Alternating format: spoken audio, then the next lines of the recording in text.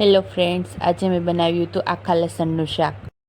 ખાવામાં ખૂબ જ ટેસ્ટી લાગે છે અને બનાવવું પણ સાવ સહેલું છે। આખા લસણનું શાક બનાવવા માટે મેં અહીંયા 5 ગાંઠિયા લસણના લઈ લીધા છે। આ રીતે નીચેથી બંધ હોય એવા એવું લસણ લેવાનું છે આપણે, અને ઉપરથી જે વધારાના ફોતરા હોય એ કાઢી નાખવાના છે। કળી સૂટી ના પડે એનું ધ્યાન રાખવાનું છે આપણે। હવે એમાં થોડી હળદર અને મીઠું નાખી અને મિક્સ કરી લઈએ પહેલાં આપણે ઉપરથી।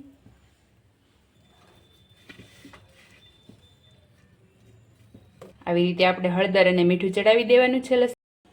આ તપેલીની અંદર મેં પાણી ગરમ થવા મૂકી દીધું હતું, એની ઉપર આ રીતે આપણે કાણાવાળી ડીશ મૂકી અને લસણના ગાંઠિયા મૂકી દઈશું। આપણે એને વરાળથી બાફવાના છે। હવે આ રીતે ઢાંકી અને આપણે એને બફાવા દઈએ। લસણ બફાય ત્યાં સુધી આપણે હવે ગ્રેવીની તૈયારી કરી લઈએ। ચવાણું આવે ખાટું મીઠું એ લઈ લીધું છે। આ ચવાણાને આપણે ક્રશ કરી અને ગ્રેવીમાં નાખવાનું છે। આ ચવાણાથી સ્વાદ બહુ મસ્ત આવશે શાકમાં। મેં એક મીડિયમ સાઇઝની ડુંગળીના મોટા ટુકડા કરી લીધા છે, એને હવે આ મરચી કટરમાં ક્રશ કરી લઈશ। હવે ટામેટાના પણ મોટા ટુકડા કરી લીધા છે, એને પણ હવે મરચી કટરમાં ક્રશ કરી લઈશું। મેં અહીંયા ડુંગળી અને ટામેટું બંને ક્રશ કરી લીધું છે। હવે આપણે ચવાણું પણ લઈ લઈએ ખાંડીને। મેં ચવાણું પણ ક્રશ કરી લીધું છે। આપણે આમ આખા ભાંગું જ કરવાનું છે ક્રશ, સાવ પાવડર નથી કરી નાખવાનું। હવે આપણે ચેક કરી લઈએ લસણ બફાઈ ગયું કે નહીં। સરસ મજાનું બફાઈ ગયું છે। છરી આમ ખૂતાડીએ અને જો ખૂતી જાય છે મતલબ સરસ બફાઈ ગયું છે, તો આપણે હવે ગેસ બંધ કરી દઈશું અને હવે વઘાર કરી લઈએ। મેં અહીંયા 4 મોટી ચમચી તેલ લઈ લીધું છે, એને હવે ગરમ થવા દઈએ। તેલ ગરમ થઈ ગયું છે તો રાઈ અને જીરું નાખી દઈએ। ઝીણા ક્રશ કરેલા આદુ અને લસણ નાખી દઈએ। જો તમને વધારે તીખું પસંદ હોય તો તમે લીલું મરચું પણ નાખી શકો છો ઝીણું ક્રશ કરીને।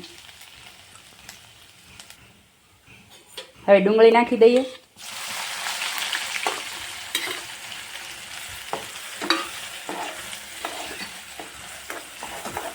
ડુંગળી પાકી ગઈ છે તો આપણે હવે એમાં ટમેટું નાખી દઈએ। સરખી રીતે ટામેટું અને ડુંગળી સરખી રીતે ચડી ગયું છે, તેલ છૂટું પડવા માંડ્યું છે, તો આપણે હવે એમાં મસાલા નાખી દઈએ। હળદર,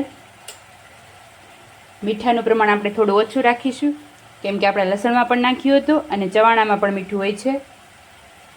લાલ મરચું પાવડર, ધાણા જીરું પાવડર, હવે મિક્સ કરી લઈએ સરખું।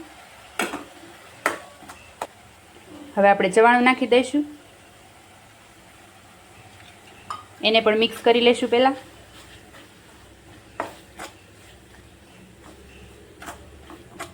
હવે આપણે આમાં થોડું પાણી નાખી દઈએ। હવે જે આપણે લસણ બાફ્યું હતું એ નાખી દઈએ। મિક્સ કરી અને ઢાંકીને આપણે એને 10 મિનિટ માટે ચડવા દેવાનું છે, એટલે બધા મસાલા લસણમાં સરખી રીતે ચડી જાય। થોડી વાર પછી આપણે ઢાંકણ ઉઘાડીને જોઈએ તો આપણું શાક રેડી છે। હવે લાસ્ટમાં આપણે થોડો લીંબુનો રસ નાખી દઈશું અને મિક્સ કરી લઈશું સરખી રીતે। જોઈ શકો છો આપણું શાક હવે તૈયાર છે। ઠંડીની સિઝનમાં શાક જરૂરથી બનાવવું જોઈએ। તમે પણ એકવાર જરૂરથી ટ્રાય કરજો।